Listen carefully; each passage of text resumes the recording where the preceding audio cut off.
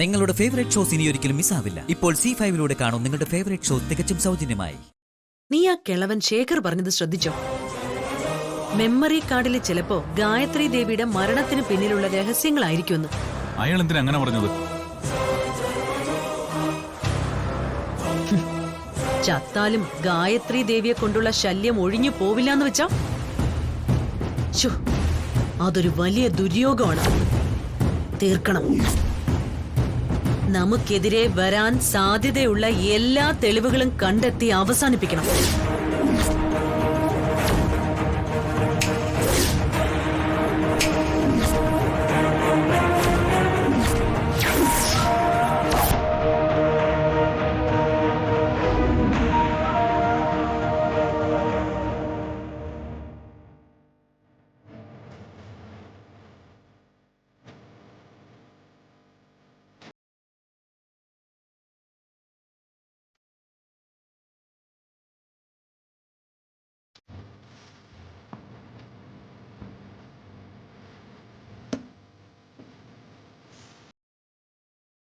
Vishal sir, എന്തു പറ്റി? ദേ ഈ പാൽ കുടിച്ചേ.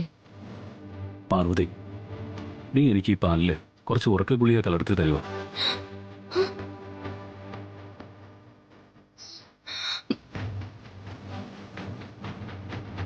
എന്താ വിശാൽ സർ, എന്താ ഇങ്ങനെയൊക്കെ പറയുന്നേ? എന്തു പറ്റി? മനസ്സാകെ അസ്വസ്ഥമാണ് പാർവതി. വല്ലാത്തൊരു വിഷമത്തിലാണ് ഞാൻ. ഇങ്ങനെ പോയാൽ എനിക്ക് ഉറങ്ങാൻ പറ്റില്ല. എന്താ സാറിന്റെ വിഷമം? ഇപ്പൊ എന്താ പറ്റിയത്?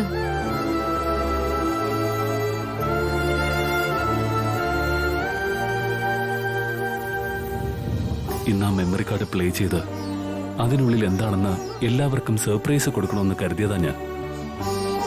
14 വർഷമായി ഈ ഒരു അവസരത്തിന് വേണ്ടി ഞാൻ കാത്തിരിക്കുകയായിരുന്നു. ഒടുവില് ഇന്നെല്ലാം ഒത്തു വന്നായിരുന്നില്ലേ?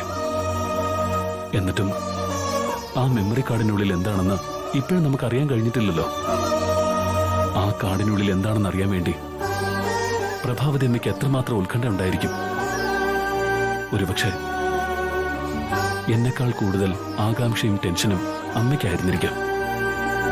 ആ മെമ്മറി കാർഡ് ഓപ്പൺ ചെയ്യാൻ പറ്റാത്തതില് എന്നെപ്പോലെ തന്നെ അമ്മയെ ഒരുപാട് വിഷമിച്ചിട്ടുണ്ടാവും.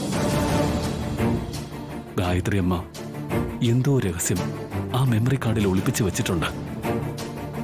അതെന്തായാലും ഉറപ്പാ. ഇനി അതറിയണമെങ്കിൽ ഗായത്രി അമ്മ നേരിട്ട് തന്നെ വരണം. എത്ര റിസ്ക് എടുത്തിട്ടായാലും അത് ഓപ്പൺ ചെയ്യണം. അതിനു വേണ്ടി എത്ര പണം ചെലവാക്കാനും ഞാൻ തയ്യാറാ.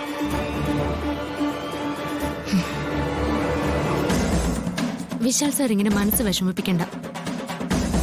ആ കാർഡ് തുറക്കാൻ വേണ്ടി വിശാൽ സാറിന് കഴിയും വിധം പരിശ്രമിക്കണം.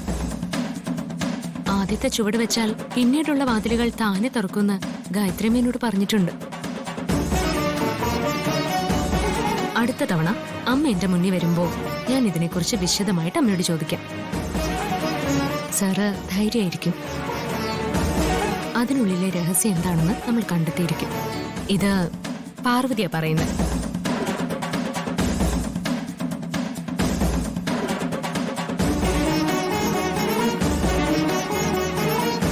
ഡൗൺലോഡ് ചെയ്യൂ C5 ആപ്പ്. കാണൂ എല്ലാ എപ്പിസോഡുകളും സൗജന്യമായി.